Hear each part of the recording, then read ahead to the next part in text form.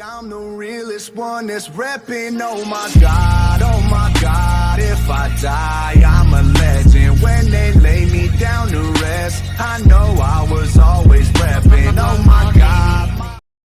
मैं विकास सैनी अपने channel free classes Ghaziabad का स्वागत करता हूँ। जैसा कि पिछली वीडियो में हमने सारा संलेख के बारे में बात की थी कि संलेख के अंदर कौन कौन से पॉइंट होते हैं, किन किन पॉइंट से संलेख बनता है, वो सारे पॉइंट हम पिछली वीडियो में पढ़ चुके हैं। अब इस वीडियो में हम बात करते हैं, अगर आपका एग्रीमेंट संलेख नहीं होता है, किसी कारणवश हम एग्रीमेंट नहीं बनाते हैं या मौखिक एग्रीमेंट कर लेते हैं, तो क्या होगा। अगर एग्रीमेंट नहीं होगा तो हम कैसे कैसे उसको अपने नियम कानून को यूज करेंगे। तो पहला कानून हमारा नियम आता है। पहली बात तो मैं बताता हूँ कि ये जो पॉइंट है हमारे इस भारतीय साझेदारी अधिनियम धारा 12 से 17 के अंडर में आते हैं। आपको ये पॉइंट अगर याद हो जाते हैं, अगर आप अपने क्वेश्चन में थ्योरी में लिखते भी हो, तो आपको जो एग्जामिनर होगा वो बहुत अच्छे से चेक करेगा और सोचेगा कि हाँ, बच्चे को कुछ ना कुछ अच्छे से आ जाए। बात करते हैं हमने पॉइंट की लाभ हानि का विभाजन। तो यदि हमारे सवाल में या हमारे पार्टनरशिप में अनुपस्थिति है संलेख की, एग्रीमेंट नहीं है, तो जो भी हमारा लाभ हानि होगा वो इक्वली बटेगा। हम उसको इक्वली बांटेंगे, चाहे आपके 3 पार्टनर हो चाहे 4 पार्टनर हो, हम उसको इक्वली डिवाइड करेंगे। इक्वल का मतलब ये हो गया कि अगर 4 पार्टनर है तो 25-25% आप चारों में बांट दोगे। अगर 3 पार्टनर है तो 33% बच जाएगा। 2 पार्टनर तो 50-50% बच जाएगा। जितने भी पार्टनर हैं, आप नंबर ऑफ पार्टनर से प्रॉफिट को डिवाइड कर दोगे तो इक्वली आपको डिवाइड होके बांटा जा सकता है। बात करते हैं अगले पॉइंट की, पूंजी और आहरण पर ब्याज।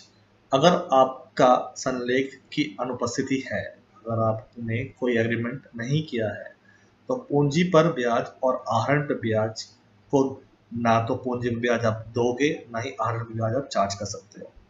तो ऐसा कोई भी आपका इसके अंदर प्रावधान नहीं है कि आप पूंजी पर ब्याज चार्ज करो या आहरण पर ब्याज चार्ज करो, अगर आपका संलेख नहीं है।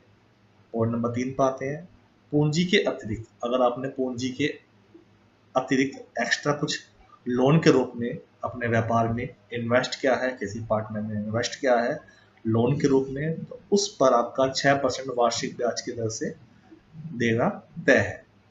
अगर आपने एग्रीमेंट में नहीं लिखा है, एग्रीमेंट आपका नहीं बना है, तो आपका 6% तो आपको ब्याज देना पड़ेगा, किस पर?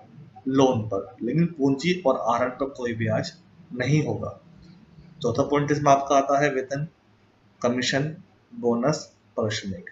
अगर आपका एग्रीमेंट नहीं है तो ये भी आपका नहीं दिया जाएगा।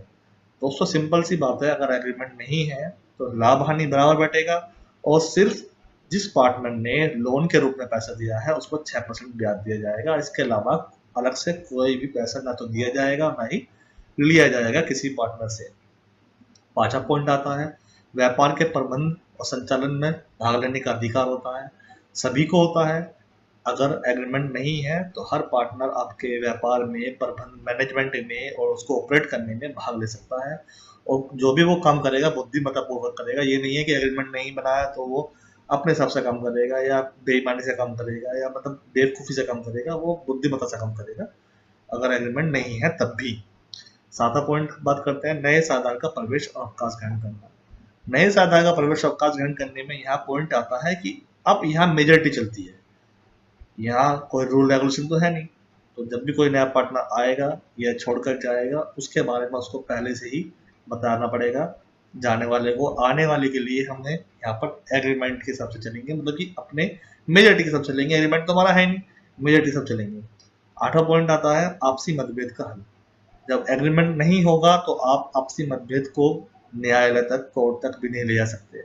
उसको आपको खुद ही बैठकर सोल्व करना पड़ेगा। वो सोल्व कैसा होगा, वो भी आपका मेजॉरिटी वोटिंग में ही सोल्व होगा। यदि फर्म 9 पॉइंट आता है, यदि फर्म को संकट से बचाने पर क्षतिपूर्ति। यदि फर्म को कोई संकट आता है तो उस संकट के समय में आपको अपने पार्टनरशिप में हेल्प करनी पड़ेगी, फर्म की हेल्प करनी पड़ेगी और क्षतिपूर्ति के लिए आपके जो पैसा है आपको वापस फ्यूचर में मिल जाएगा। भाई हुआ क्या कि हाँ, अभी हमें कुछ पैसा बिजनेस में लगाना पड़ जाए और हमारे पार्टनर हमारे साथ ना हो, तो आप उस समय लगा सकते हो और भविष्य में आपके पार्टनर्स आपकी पेमेंट सारी कर देंगे, क्लेम आपको उसका इजीली मिल जाएगा। 10वां पॉइंट आता है साझेदारी द्वारा लापरवाही। कोई भी साझेदार अगर कुछ लापरवाही करता है और तो उसको उसका पूरा मतलब जो हानि होगी उसको झेलना पड़ेगा। फर्म के गुप्त लाभ, अगर किसी पार्टनर ने फर्म से गुप्त लाभ कमाया है, मतलब कि सीक्रेट कुछ काम करके फर्म से ही कमाया है और उसे बाकी पार्टनर में नहीं बांटा है, तो यहाँ उसको बाकी पार्टनर में वो पैसा बांटना पड़ेगा, क्योंकि वो फर्म से रिलेटेड पैसा है। तो फर्म जैसे भी पैसे को बांटेगी, मतलब ये हमने पहले पढ़ चुके हैं, इक्वली बांटेगी, तो इक्वली उस पैसे को आपको बांटना पड़ेगा, तभी वो फर्म का लाभ माना जाएगा। कोई भी पार्टनर गुप्त लाभ नहीं रख सकता प्रतियोगी व्यापार से आए। यदि कोई पार्टनर अपना व्यापार चला रहा है और सेम वही व्यापार चला रहा है जो व्यापार हमारा साझेदारी में चल रहा है, तो उससे जो आय होगी वो भी हमारी फर्म की आय मानी जाएगी, क्योंकि कोई व्यापार, कोई साझेदार हमारा सेम व्यापार नहीं चला सकता। फर्म की संपत्ति का प्रयोग फर्म के लिए ही होगा, फर्म की संपत्ति का प्रयोग फर्म के लिए होगा, सीधी सी बात है। अगर आपका एग्रीमेंट नहीं है, अगर एग्रीमेंट में लिखा है कि संपत्ति को कोई पार्टनर पर्सनली उसके लिए यूज कर सकता है तो कर सकता है, अगर नहीं है कोई एग्रीमेंट तो उस फर्म की संपत्ति का यूज फर्म के लिए ही होगा। अगर कोई फर्म की कार है, कोई फर्म की कंप्यूटर है, कुछ भी चीज है, तो फर्म के लिए ही यूज होगा, उससे अलग कोई भी पार्टनर उसको पर्सनल यूज में यूज नहीं कर सकता है।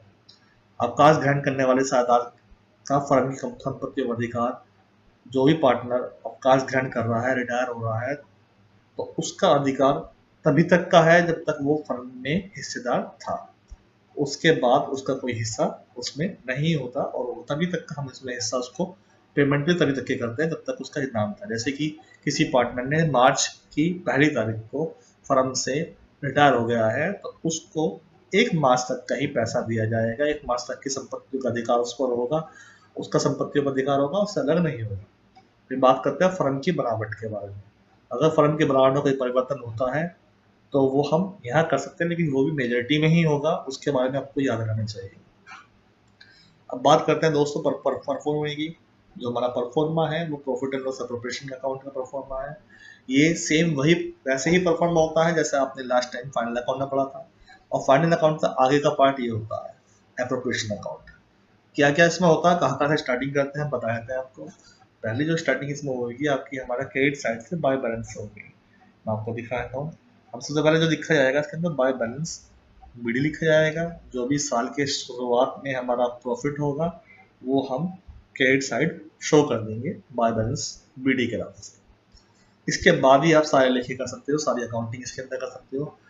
इसके बाद हम देखेंगे कि किस पार्टनर को कितना इंटरेस्ट ऑन कैपिटल दिया जा रहा है, तो उसकी कैपिटल पर हम इंटरेस्ट ऑन कैपिटल कैलकुलेट कर लेंगे, और कैलकुलेट करने के बाद हम उसके सामने लिख देंगे। यहाँ पार्टनर्स के नाम आप अलग अलग लिख सकते हो, ABC पार्टनर या रामश्याम, घनश्याम, जो भी नाम आपके पार्टनर्स के हैं सब लिख सकते हो। फिर बात करते हैं इस डेबिट साइड के अगले पॉइंट की, पार्टनर्स की सैलरी कमीशन। अगर आप किसी पार्टनर को सैलरी या कमीशन दे रहे हो तो कितना परसेंट दे रहे हो, कितनी अमाउंट में दे रहे हो, वो सबसे लिखना होता है। बोनस रेम्युनरेशन आ गया, फिर टू इंटरेस्ट ऑन लोन आ गया। इस सब के बाद हम क्रेडिट साइड देखते हैं, पार्टनर्स का इंटरेस्ट ऑन ड्राइंग आएगा, सिर्फ एक ही पॉइंट आएगा प्रॉफिट के बाद, इंटरेस्ट ऑन ड्राइंग। और इसके बाद हम इस का दोनों का टोटल करेंगे।